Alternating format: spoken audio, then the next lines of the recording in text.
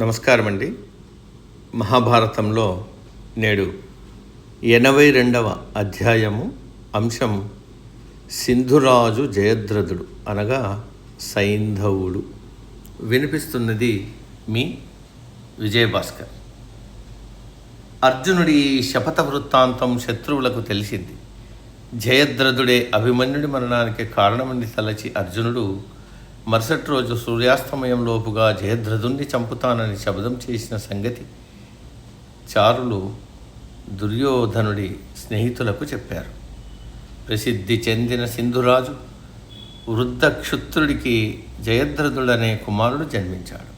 ఇతడి జన్మకాలంలో ఆకాశవాణి ఈ రాకుమారుడు గొప్ప కీర్తి పొంది యుద్ధంలో మరణించి ఊర్ధ్వలోకంలో సౌఖ్యమనుభవించగలడు అని యుగాల్లోనూ మహావీరుడవుతాడు. యుద్ధరంగంలో అతని తల నరికివేయబడుతుందని పలికింది.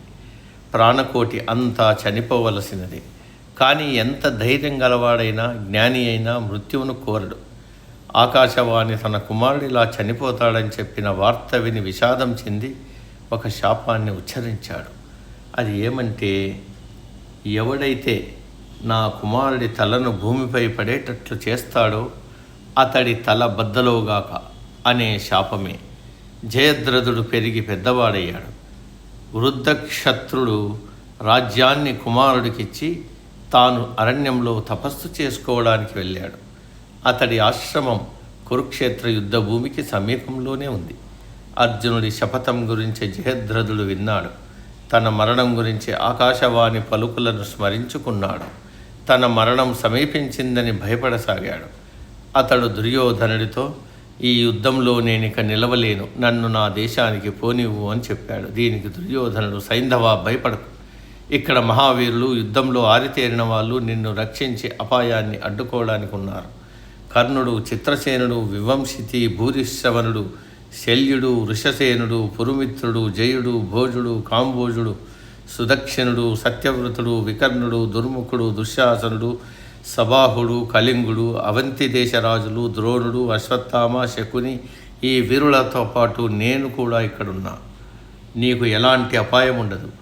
ఈరోజు నా సైన్యానికి చేయదగిన కార్యం ఒక్కటే ఉంది. అది ఏమిటంటే అర్జునుడి నుంచి నిన్ను కాపాడటం. ఇప్పుడు నీవు మమ్మల్ని విడవద్దు అని అభయమిచ్చాడు. సైంధవుడు ద్రోణుడి వద్దకెళ్ళి, గురువర్య, నాకు అర్జునుడికి నీవు విద్య నేర్పావు. మా గురించి మీకు బాగా తెలుసు. మా ఇద్దరికీ తారతమ్యం ఏమిటో మీ అభిప్రాయం చెప్పండి అని అడిగాడు. కుమారా, ఆచార్యుడు నిర్వర్తించాల్సిన విధి ప్రకారమే నేను మీ అందరికీ పక్షపాతం లేకుండా విద్య నేర్పించాను. నీకు అర్జునుడికి నేర్పింది సమానమే. కానీ అర్జునుడు తన పరిశ్రమతో, సొంత నిబంధనలతో నీకంటే హెచ్చు ప్రతిభ కలవాడయ్యాడు. ఇందువల్ల నీవు అధైర్యపడవలసిన అవసరం లేదు. అర్జునుడు ఎదుర్కోలేని మహాపరాక్రమవంతులైన సైనికుల వెనుక నీ ఉంటావు. నీ పూర్వుల మాదిరే నీవు యుద్ధం చేయి. మరణం మనకు అందరికీ వస్తుంది. ధైర్యవంతులకు కానీ వారికి కూడా వస్తుంది. యుద్ధ భూమిలో చనిపోయిన వాడు ఇతరులు ఎంత కష్టపడినా పొందని ఊర్ధ్వ స్వర్గలోకాలను తేలిగ్గా పొందుతాడు. కనుక భయం వీడి యుద్ధం చేయి అన్నాడు ద్రోణుడు. ద్రోణుడు ఇలా జయద్రథుడితో చెప్పి మరుసటి రోజు యుద్ధానికి సైన్యాన్ని ఆయత్తపరుస్తున్నాడు. ముఖ్య రణరంగానికి 12 మైళ్ళ దూరంలో జయద్రథుని కొంత సేనతో ఉంచాడు. ఆ ప్రదేశానికి బలమైన రక్షణ కల్పించారు. భూరిశ్రవణుడు, కర్ణుడు, అశ్వత్థామ, శల్యుడు, వృషసేనుడు, కృపుడు అక్కడ తమ తమ సైన్యాలతో ఉన్నారు. వీరికి పాండవ సేనకు మధ్య ద్రోణుడు తన సైన్యాన్ని వృత్తాకారంగా ఏర్పరిచాడు. చూడటానికి పద్మవ్యూహం మాదిరిగానే ఉంది. వ్యూహం తలబాగాన ద్రోణుడున్నాడు. మెరుస్తున్న తెల్లని కవచం, శిరస్త్రాణాన్ని కలిగి అందమైన లక్కరంగు అశ్వాలతో కట్టిన రథంపై కూర్చున్నాడు. తన సైన్యాన్ని చూసి దుర్యోధనుడు మంచి నమ్మకంతో ఉన్నాడు. 1000 సాయుధ రథాలు, 100 ఏనుగులు, 3000 గుర్రాలు, 10,000 మందితో పదాతి దళాలు తోడురాగా దుర్యోధనుడు ముఖ్య సైన్యం అగ్రభాగాన నడుస్తూ తన శంఖాన్ని ధ్వనింపజేసి యుద్ధానికి సై అన్నాడు. అతడు, అర్జునుడెక్కడున్నాడు? ఇతని క్రోధం, పరాక్రమం గురించి జనులు చెప్పుకుంటారు. అతడు ముందుకు రావాలి. మా బలాన్ని ఎదిరిస్తే రాతిపై పడిన కుండలా బద్దలయ్య వీరులందరి ఎదుట ముక్కలవుతాడంటూ దుర్యోధనుడు ప్రేలాపం చేశాడు. అర్జునుడు తన రథాన్ని బాణపాతాన్ని దూరంగా నిలిపి శంఖాన్ని ఊది దుర్యోధనుడికి ప్రత్యుత్తరం ఇచ్చాడు. దీనితో కౌరవ సైనికులందరూ తమ తమ శంఖాలను ఊదారు. కేశవ, దుర్ముష్యుని వైపు రథాన్ని తోలు, మనం ఏనుగుల దళాన్ని చొచ్చుకొని పోదామని అర్జునుడు అన్నాడు. దుర్మర్షునుడి సైన్యమంతా ధ్వంసమైంది. గాలితో చెదిరిపోయిన మేఘాల మాదిరిగా కౌరవ సైన్యం చెదిరి అన్ని దిక్కులకు పారిపోయింది. ఇది చూసిన దుశ్శాసనుడికి ఆగ్రహం కలిగింది. గజ ఆయుధాలతో అర్జునుడిని చుట్టుముట్టాడు. దుశ్శాసనుడు పరమ క్రూరుడు అయినా గట్టి ధీరుడు. అర్జునుడితో అతడు ఘోరంగా యుద్ధం చేశాడు. యుద్ధ భూమంతా మృత కళేబరాలతో నిండిపోయింది. తుదకు ఓడిపోయి ద్రోణుడి సైన్యంలో కలిశాడు. కృష్ణుడు రథాన్ని వేగంగా నడిపి ద్రోణుడి రథాన్ని సమంగా తెచ్చాడు. అర్జునుడు ద్రోణుడిని ఉద్దేశించి, మహానుభావ, నా కుమారుని మరణానికి విచారిస్తూ సింధురాజుపై పగ తీర్చుకోవడానికి వచ్చాను. నా ఈ ప్రతిజ్ఞ నెరవేర్చేందుకు మీ ఆశీర్వాదాలు కావాలి అన్నాడు.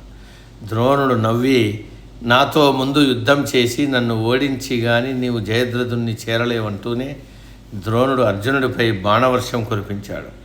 అర్జునుడు అలాగే బదులిచ్చాడు. ద్రోణుడు వీటిని సునాయాసంగా తప్పించుకొని అగ్నికీలలు గల తీక్షణ బాణాలను కృష్ణార్జునులపై సారించాడు. ద్రోణుడి ధనస్సును పడగొట్టాలని అర్జునుడు తన గాంధీవాన్ని వంచుతుండగా ద్రోణుడి బాణం దాన్ని తుంచేసింది. ద్రోణుడు ఇంకా నవ్వుతూ అర్జునుడి సారథిని, రథాన్ని, గుర్రాలను బాణాలతో నింపేశాడు. అర్జునుడు తిరిగి బాణ పరంపరను ప్రయోగించాడు. ద్రోణుడు ఈసారి అర్జునుడు సారథి రథంలో చీకట్లో ఉండేలా చేశాడు. ద్రోణుడి యుద్ధ రీతి ఏమాత్రం బాగోలేదంటూ శ్రీకృష్ణుడు, పార్థ, ఆలస్యం వద్దు, మనం పోదాం. ఈ బ్రాహ్మణుడితో యుద్ధం చేయడం వల్ల మనకు ప్రయోజనం లేదు, అతడికి అలసటే లేదు అంటూ అర్జునుడి రథాన్ని ద్రోణుడి రథం ఎడం పక్కన ఉంచి తోలుకొని వెళ్ళాడు. ఆగు, నీవు శత్రువుని ఓడించకుండా వెళ్తున్నావని ద్రోణుడు అన్నాడు. మీరు నా గురువులు, శత్రువులు కారు. ఓ ఆచార్య, నేను నీ కుమారుడు వంటి వాణ్ణి. మిమ్మల్ని గెలిచేవారి విశాల ప్రపంచంలో లేనే లేరు అంటూ అర్జునుడు ద్రోణుడి పక్క నుంచి తొందరగా ముందుకు సాగుతున్నాడు. భోజ సైన్యం ఎదురైంది. అర్జునుడి మార్గాన్ని అడ్డుకున్న సుదక్షిణుడు, కృతవర్మ ఓడిపోయారు. శృతాయుధుడు కూడా అర్జునుడి గమనాన్ని నిలుపుదల చేసి గొప్ప యుద్ధం చేశాడు. శృతాయుధుడి గుర్రాలు చనిపోయాయి. శృతాయుధుడు తన గదను శ్రీకృష్ణుడిపై వేశాడు. శృతాయుధుడి తల్లి పూజలు, వ్రతాలు చేసి కుమారుడి కోసం ఆ గదను సంపాదించింది. కానీ ఆ గద ఆమె వరం పొందినప్పుడు పెట్టుకున్న నియమం ప్రకారమే పనిచేసి తిరిగి శృతాయుధుడిని తాకింది. దాంతో అతడు చనిపోయాడు.